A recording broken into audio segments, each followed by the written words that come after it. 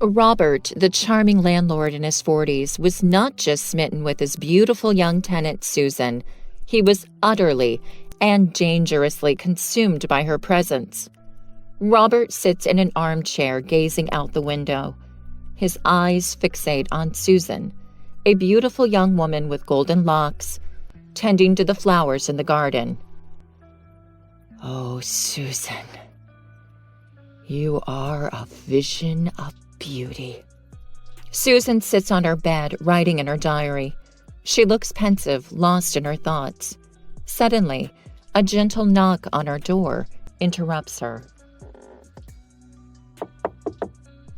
"Yes? Who is it?" It's me, Robert, your landlord. May I come in?" Susan gets up and moves towards the door. She opens it to find Robert, the landlord, holding a bouquet of flowers. "Hey, Susan. I noticed you seemed a little down lately. Thought these might cheer you up." "Thank you, Robert.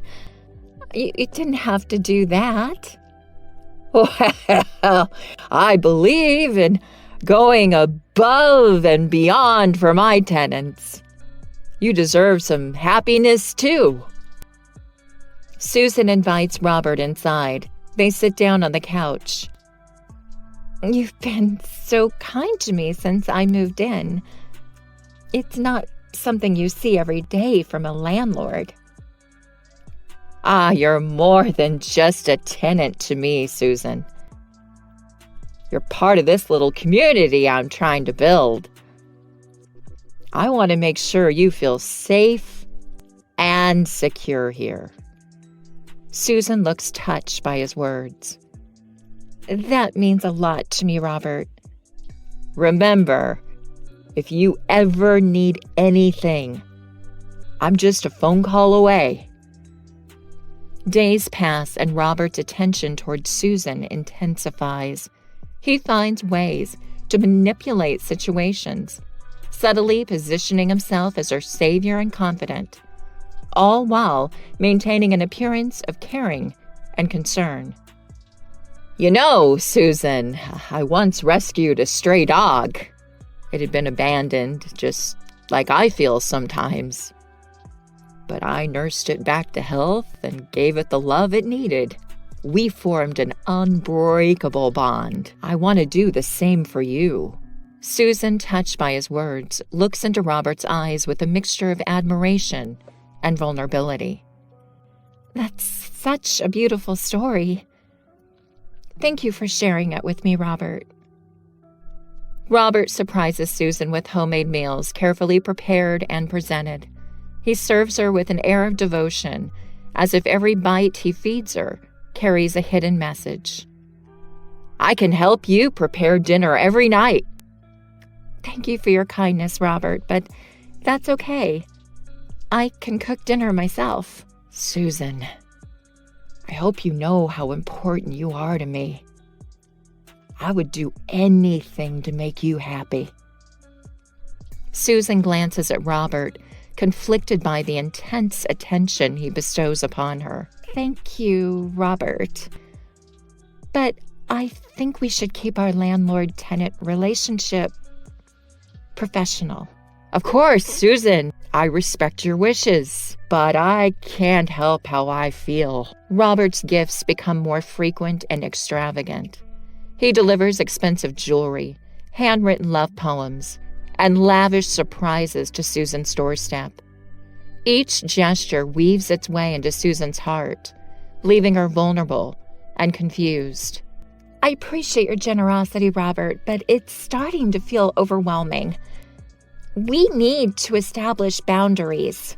"Boundaries are for people who fear love, Susan. Can't you see how perfect we are together?" Susan confides in her best friend, Linda, about Robert's increasingly manipulative behavior. "Susan, this doesn't sound healthy.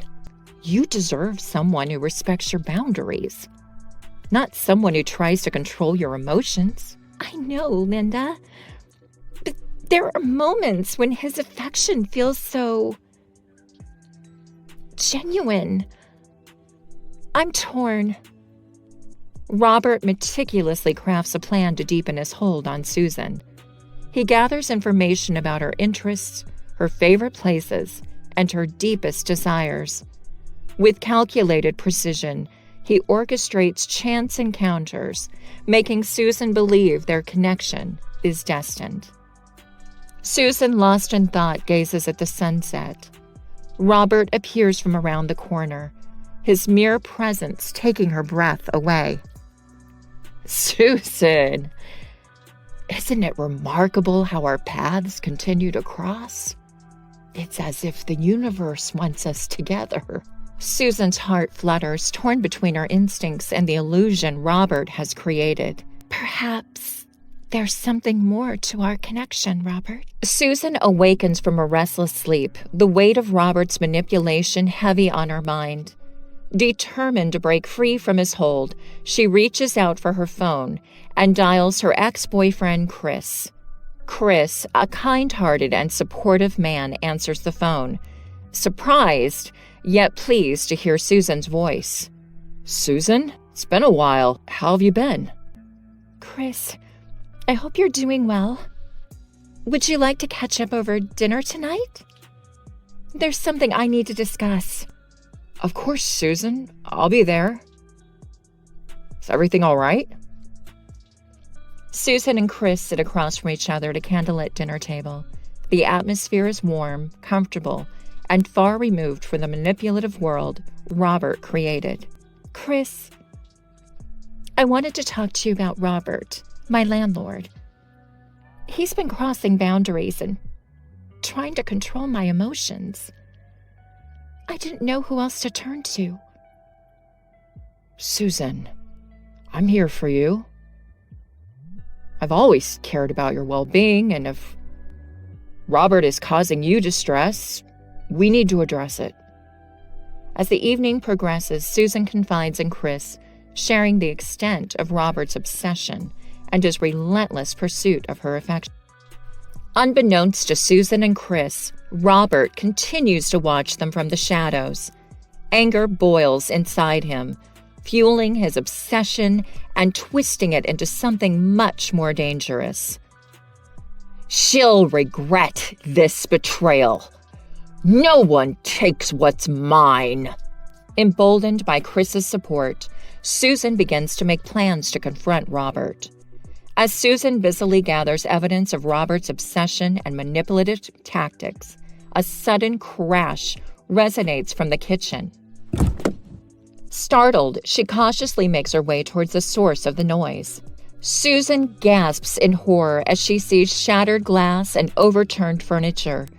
It's clear that Robert has been here, venting his anger and jealousy. Fear grips her heart, knowing the danger she now faces. I need to get out of here before it becomes worse. Suddenly, a sinister laugh echoes from behind her. Sending chills down Susan's spine.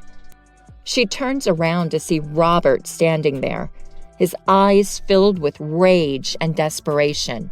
You think you can leave me? You're mine, Susan. You belong to me. Before Susan can react, Robert lunges towards her, his hands outstretched. Just as the situation turns dire, Chris bursts through the front door, his instincts urging him to the rescue. Stay away from her. You won't harm Susan anymore. Susan, still shaken but emboldened by Chris's intervention, swiftly dials the emergency services, desperately pleading for help. Line with the emergency operator, providing them with the details of the violent confrontation unfolding in her kitchen. The sounds of the struggle continue in the background, intensifying with each passing moment. Help is on the way. Stay on the line. Keep yourself safe. Chris fights with every ounce of strength he possesses, overpowering Robert's dangerous advances. Sensing defeat, Robert's expression shifts from a rage to a twisted mix of defeat and desperation. This isn't over, Susan! I won't let you go! You'll regret this! Just as Robert gains an advantage over Chris, the sound of sirens grows louder.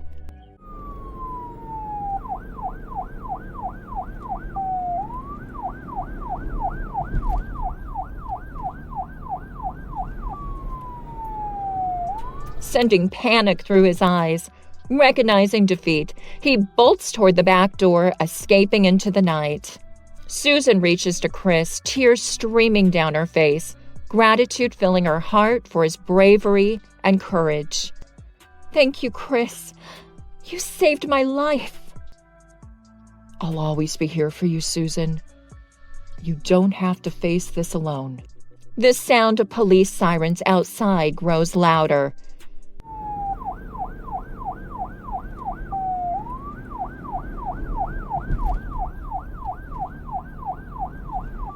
Providing a glimmer of hope and safety for Susan. Robert sits alone in his cramped jail cell, surrounded by concrete walls that reflect his desolate existence. His mind is consumed by narcissistic thoughts. They can't keep me here. I'm too powerful, too important. Susan will realize what she's lost without me. I was everything to her. Remember, don't let love make us lose our senses.